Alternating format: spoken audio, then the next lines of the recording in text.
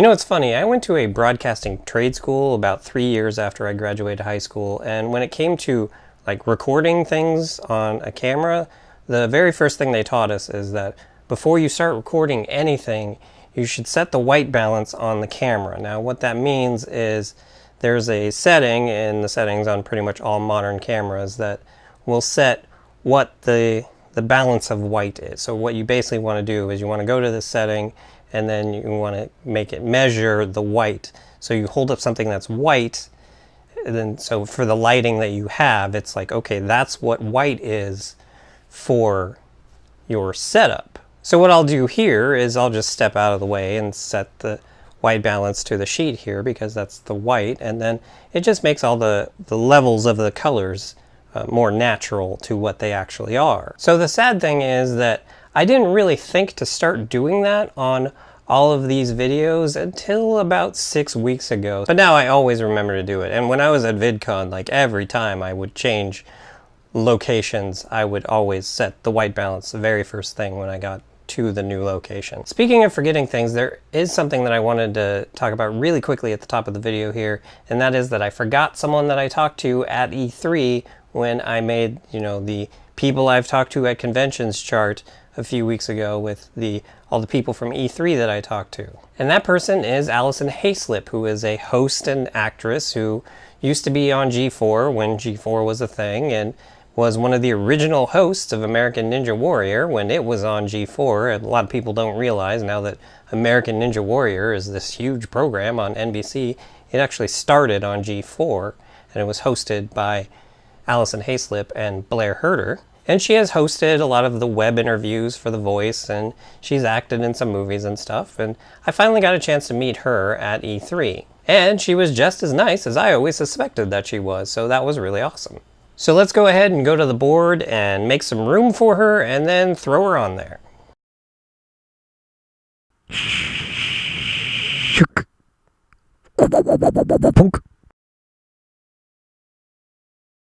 There's a little part of me that's kind of glad that I did forget her just so I could do that. I really liked doing that. Alright, now let's get into the video proper. I don't actually know what the subject is this week. Does anyone know what the subject of this week's video is?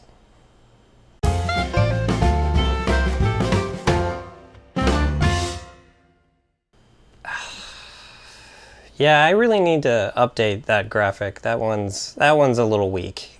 So it's another Who's Who in my subscription box, but who's it gonna be about this week? Oh.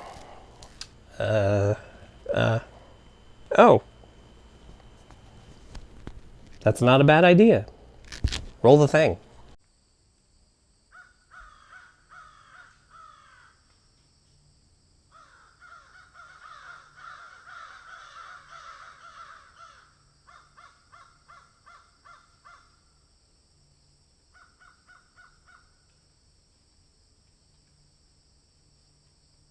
What up world, it's me, Sean. If this is your first time watching one of my Who's Who in my subscription box videos, I always use the catchphrase that the person who is the subject of said video uses, so I don't usually use What Up World as the intro for my videos because I know that that would be a direct ripoff of the person who is the subject of this video. I generally start all of my videos with, "Hey guys, Sean here," which in itself is a ripoff of Star Slayer, but we've been friends for 10 years, so she probably wouldn't have a problem with that. At least I'm assuming she wouldn't. It's probably something I should find out one of these days. So I haven't done a Who's Who in my subscription box video for a very long time. In fact, the last one I did was video number 20 about the Vlogbrothers, which means it has been 35 weeks since I have done one of these videos. So I've been waiting to do my next Who's Who in my subscription box video about a specific person, but if you've seen my previous Who's Who in my subscription box videos, you'll know that I generally try to make the video in the style of the person who is the subject. So like when I did the Grace Helbig video, I had a lot of Grace Helbig-isms in it, and when I did the Vlogbrothers video, I did a lot of jump cuts back and forth while sitting in a chair, but with this person, I can't do that because of all the talents that she possesses. It makes it almost impossible for me to do. I am, of course, talking about Anna Brisbane, or Brizzy Voices as she's known on YouTube. Now, what is it that she does that I would have such a hard time emulating? Well, before we get to that, let's start from the beginning-ish. Anna Brisbane was born and raised in South Carolina, and I would tell you the date and year that happened, but I don't know that you can necessarily trust celebritybirthdates.com, but, well, I mean, she's 25 now, so using that information, you could probably extrapolate what year she was born, but chances are, if you took the time to actually do that, then you're already a big enough fan of hers that you already know when her birthday is. On June 26, 1997, an event happened that a year later would completely change her life that she was not aware of at the time, and that is that Harry Potter and the Philosopher's Stone was released in the UK, and then a year later it came out in the United States, and her mother read her that book, and she instantly fell in love with it. You would be very hard-pressed to find anyone on YouTube who loves Harry Potter more than she does, and if you did find said person, I can guarantee you that she is best friends with that person. How much does she love Harry Potter? Well, she used to make fan edits using like scenes from the movie or images of the cast and setting them to music. And in fact, that's where her YouTube journey begins. On April 8th, 2006, at the age of 14, she uploaded one of these edits to her new YouTube channel, Emma Watson's F, in order to celebrate the upcoming 16th birthday of Emma Watson. Over the next several years, she continued uploading these edits to this channel, and due to the Harry Potter movie, she ended up falling in love with acting and eventually going to school for it. In 2012, one of her classmates was making a project based on the Pokemon animated series, and they were looking for people to audition to do the voices for said project. She ended up making a video of herself doing impressions of characters from the Pokemon animated series, and since she liked doing voice acting a little bit more than on-camera acting, she ended up making a new channel in order to upload her videos of doing that. And on June 2nd, 2012, she uploaded that Pokemon audition video to her new channel, Brizzy Voices. Over the next few weeks, she uploaded a few more videos, but then on June 26th, 2012, she uploaded a video that would drastically change her life forever. On June 26, 2012, she released this video, in which she does an impression of all 151 original Pokemon as they sound in the anime, not as they sound in the game. If you're not familiar with the Pokemon anime, basically there's this land where there's all these creatures. Well, okay. Pikachu. You know Pikachu. Everyone knows Pikachu. He's in the Macy's Thanksgiving Day Parade. So the thing with Pokemon is that the sound that they make is basically them saying their name, but in an appropriate voice for the size of creature that they are. So if, you know, it's a very large creature, generally they just do roars. They don't necessarily say their name, but then, you know, the smaller creatures will say their name in a more high-pitched, cutie voice. So she uploaded this video and it pretty much went viral, and I know this for two reasons. Number one, it currently has 22.5 million plus views. And number two, this is the way that I first learned about Brizzy Voices. You see, I was scrolling through Kotaku one day in 2012. Kotaku is a gaming blog that used to be owned by Gawker Media when Gawker Media was a thing before it got destroyed by Hulk Hogan's sex tape, and they currently still exist. I believe they're owned by like Univision or something now, but I digress because that is not the point of this video at all.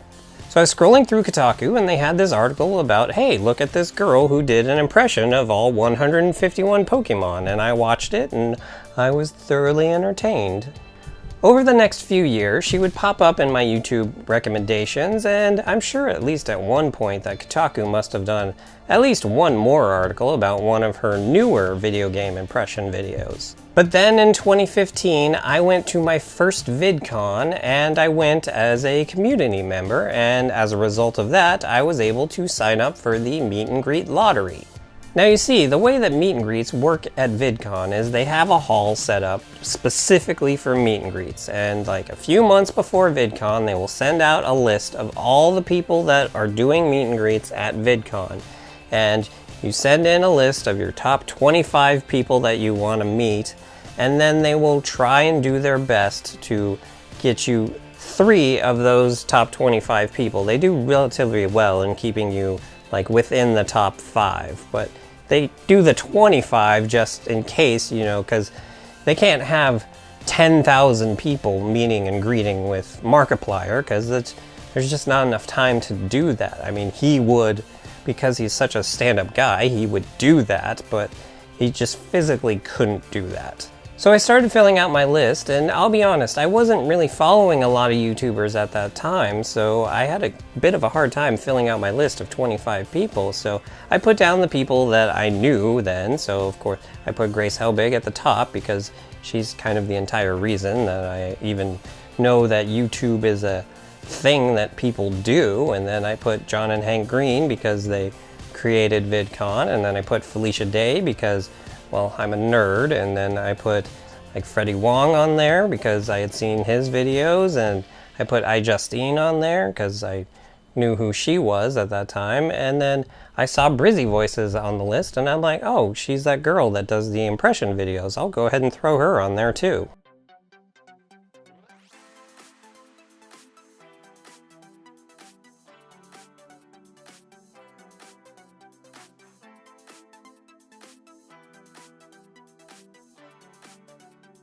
So, cut to a few weeks later. It was the last day of E3, and it was getting close to closing time, and I was heading back to the booth that I had been working at, and I looked over at the booth that was across from ours, and at the corner they had this statue, and there was a girl that was posing with it, and I'm like, that girl looks kind of familiar. Who is she? And then it dawned on me, oh, that's Brizzy. So I walked over to her, and we talked for a little bit, and I have to say that she was easily one of the nicest people I have ever met in my life. And once we were done talking, I was like, oh, by the way, I put you down as one of my potential meet and greet people at VidCon next week, so maybe I'll be seeing you again. About 3 days later, I ended up getting the email that had the 3 names of the people that I would be having a meet and greet with. First off was Felicia Day, next was iJustine, who ironically I also had just met at E3 just the week before, and then third was Brizzy Voices. And so began what has kind of become like a tradition. You see, every 9 out of 10 conventions that I go to in the Southern California area, I will run into Brizzy. And chances are, if I don't run into her, that means that it is E3 and I am too busy working. Shortly after I met her the first time, I believe it was still in 2015, she ended up reaching a new milestone on her main channel when she reached 1 million subscribers. Now I say main channel because she also has a secondary channel. Well, I guess it would technically be third channel if you're counting the channel where she uploaded all of the Harry Potter fan edits. So she has a tertiary channel which is known as Brizzy Vlogs. She started this channel in August of 2012, and it is basically just vlogs and other things that aren't necessarily related to the main Brizzy Voices channel.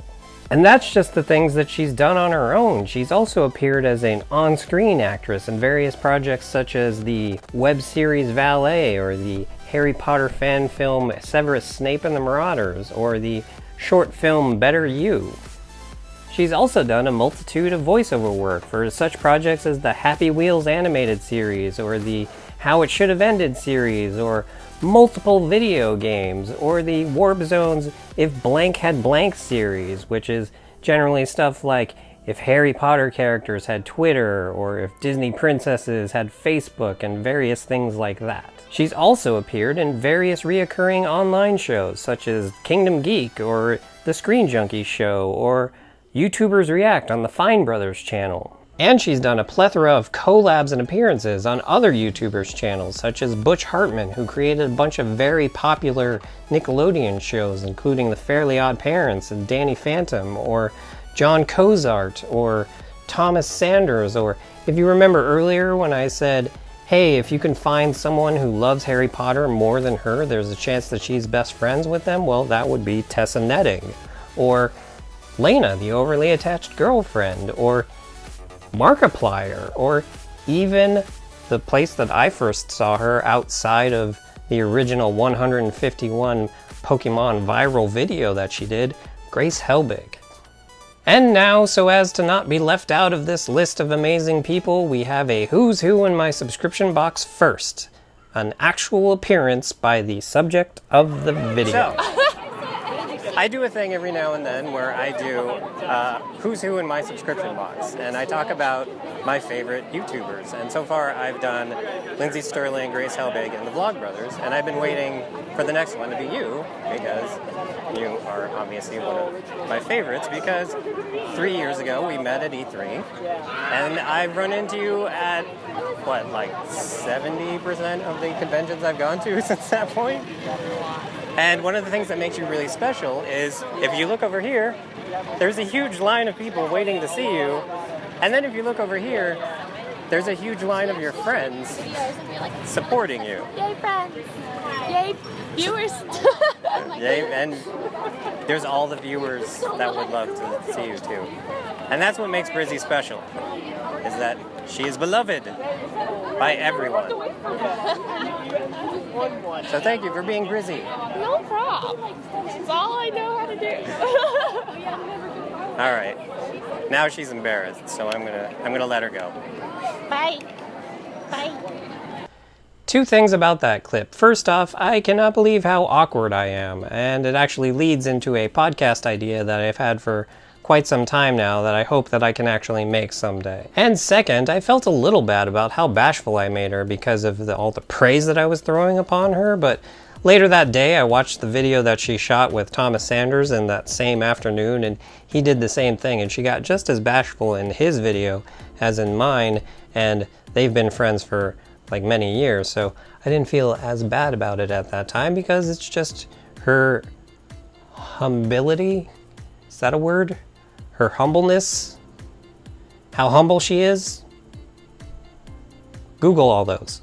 So the last bit of praise I want to give Brizzy is this. You see, she made 250 of these necklaces that she sold for a very low price to fans, and in each one of them there is a handwritten note that says, "Thanks so much for being a Briz kid, love Brizzy voices." At least I think they're all handwritten. I mean, they could very well be.